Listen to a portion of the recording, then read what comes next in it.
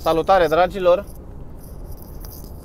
Nu știu care pe unde sunteți, dar eu mă îndrept spre casă. Am terminat și ultimul task pe această săptămână și voi rămâne acasă câteva zile bune,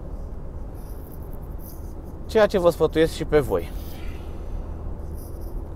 V-aș sfătui de asemenea să profitați de tot timpul ăsta pentru a vă reconecta cu familia, cu cei dragi pe care, din cauza treburilor zilnice pe care le avem, a presiunilor, a stresului și așa mai departe, nu reușim să-i mulțumim cu prezența noastră mai des. Pe toți aceia din familie, în aceste zile să-i ascultăm, să ne jucăm împreună, să citim împreună, să facem o grămadă de lucruri împreună.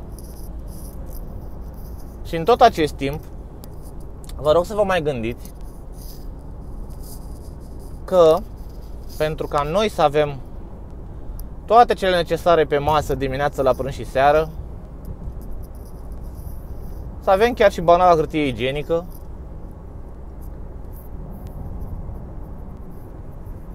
cineva, niște oameni pe care foarte mulți dintre noi îi etichetează în fel și chip, și n-aș vrea să spun acum în ce fel, niște oameni se sacrifică azi într-un mod în care nu îmi imaginam să-i văd vreodată.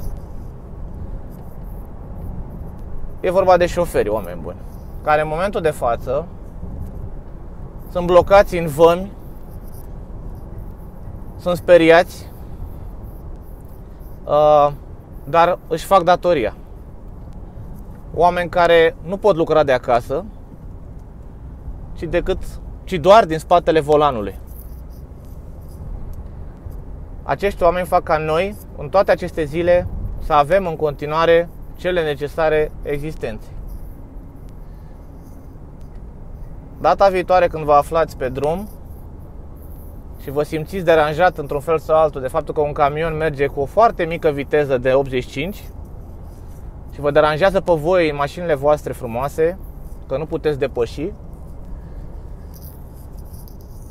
să vă aduceți aminte de toată perioada asta în care oamenii ei au făcut ca voi să puteți trăi în continuare. Alături de ei, evident, sunt medicii și asistentele care sunt în prima linie de luptă cu această pandemie incredibilă pe care o trăim astăzi și pe care nu credeam vreodată că o să o experimentăm pe parcursul scurtei noastre treceri pe acest pământ.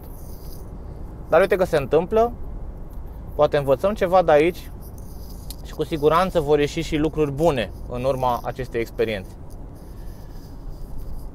Oameni buni, stați acasă, respectați regulile minime de igienă, încercați să nu vă uitați la televizor, încercați să nu mai răspândiți tot soiul de articole și tot felul de tâmpenii pe care le regăsim pe Facebook în aceste zile, într-un val de dezinformare și de fake news, așa cum n-am mai văzut vreodată și nu cred că vom mai întâlni.